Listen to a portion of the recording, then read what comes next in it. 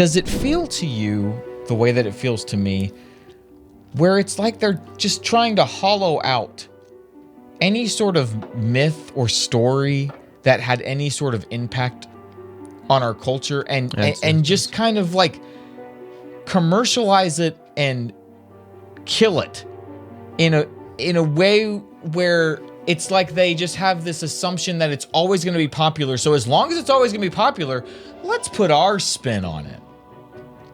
Or are they just intentionally just destroying it? Yeah.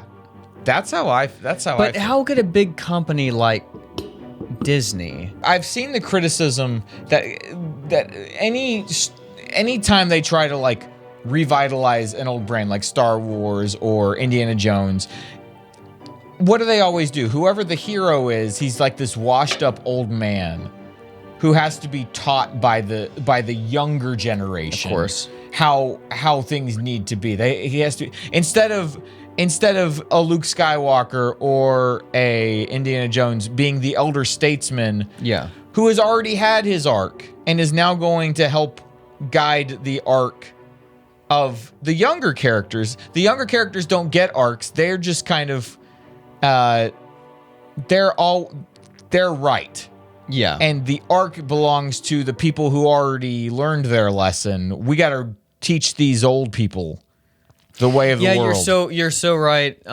Back in the day, you know, our parents, Christian parents, would be worried about their kids, us, watching stuff that was like, you know, this is really pushing going behind your parents' back. Yeah. Like, so bad attitudes. Are we gonna watch Home Alone? Probably not, because like the kids kind of got this bad attitude. Yeah, he shouldn't have been left behind at home anyway. That was dumb of him to do. Yeah, right. We don't need that attitude. No. So, but now, you know, Josh, you as a parent, now you've got it's like, wow, the agendas that you have to fill, they're not so obvious. Yeah. It's like, wow, this story is they're just constantly saying, hey, child, you're right. Teach your parents what you know. Honestly, it, in a way, because you're right, but it makes it easier because all this stuff sucks now. Like when we were growing up, I'm sure Rugrats was a fun show. I'm sure, you know, I mean, Power Rangers was a dumb show, and it was like, oh, don't watch that; it's too violent. Right. And you go back and watch Power Rangers now; it's like the corniest thing you've ever seen. Yeah. Or whatnot.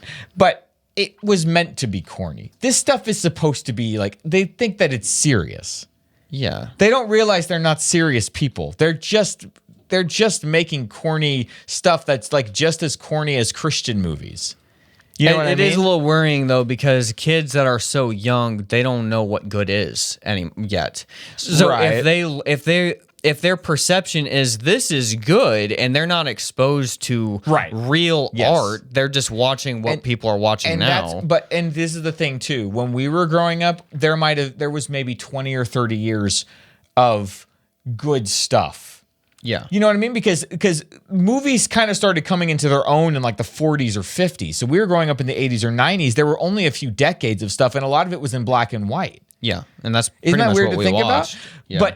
But so now, like, our kids growing up, they have, you know, the 2000s, the 90s, the 80s. There's years, and so I can pick and say, hey, here was the best stuff.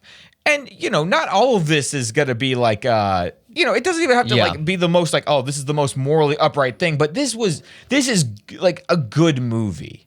And we can talk about the ideas in it because maybe not all of them are perfect. But this is good. You know what I mean? Like these are people who loved what they were doing and knew what they were doing and made something good. Yeah, I mean, I'm just a little worried about art in general because then when you're in college and stuff, if they're pushing these things as more of like these agendas, and that's why they like the movies, like the professors who are doing film criticism or whatever, they would say that these are actually great movies. And so there's like a generation of people who have been blinded because they've only watched bad, stupid things. Like, for instance, there's this one show that I've barely watched, and I'm not going to finish it. Okay. But it's called Emily in Paris. Just a terrible show. Okay. Just so stupid, like the worst. And I was watching it because I'm trying to learn French, and so I'm like, okay, this is like of a girl in Paris, and I quickly realized this is just a morally bad show, but like it's like enough where it's like, okay, but I am able to. Is it like a CW kind of show, like teen drama kind of thing? Okay, but I guess this show, but it's also just bad. Like it's just not. It's just a cringy show.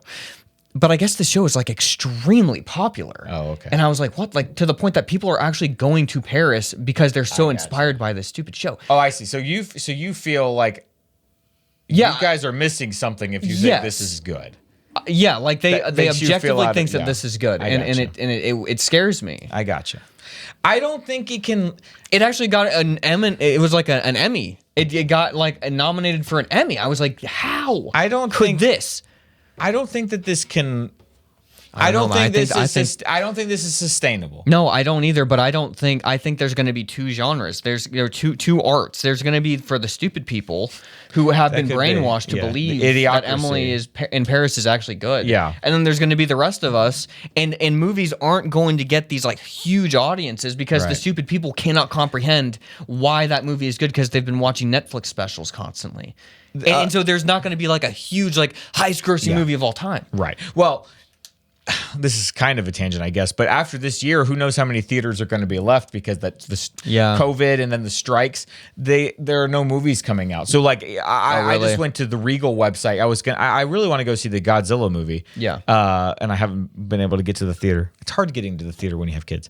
But I saw them advertising on the thing, some college game. They're gonna stream on and I was like, yeah, that's what they're gonna have to do. They're gonna have to do sports and concerts, like the T-Swift stuff, like Beyonce. Wow, interesting. They're gonna be doing all kinds of stuff trying to stay in business. So, but yeah, by the end of this year, you're right. I mean, theaters might not exist in the same way, and then everything's gonna be low budget movies. Like, but I think that's gonna be good. I think that's gonna be good. I think that you have periods where all the movies are bad, and then you have kind of a resurgence, a renaissance where the movies get good again.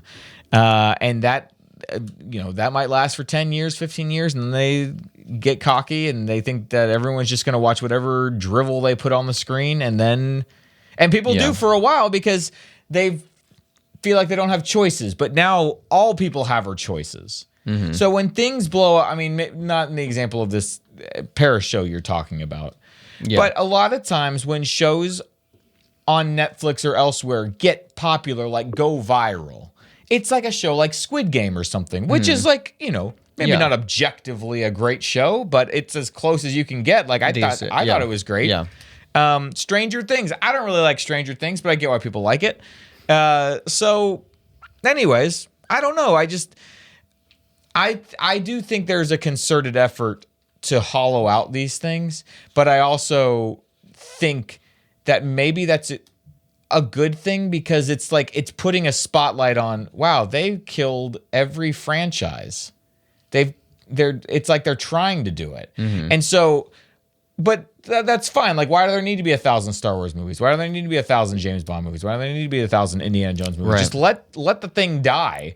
Enjoy the good ones. No one's build something else. No one's building anything else. Build new things. Yeah. Build new things. Good segment. What was that under? That was a conspiracy theory. Oh, conspiracy theories. I don't think that's a theory. I think that's pretty self-evident at this point. Yeah. And this woman's working at the World Economic Forum, now she's gonna be the first woman to ruin a Star Wars. So many men have come before her to direct bad Star Wars movies, and now it's her turn to direct bad. I'm not sexist. I think there's plenty of men who have made terrible Star Wars movies. Yeah. J.J. Abrams has made terrible Star Wars movies. He really has, and that is a dude. So.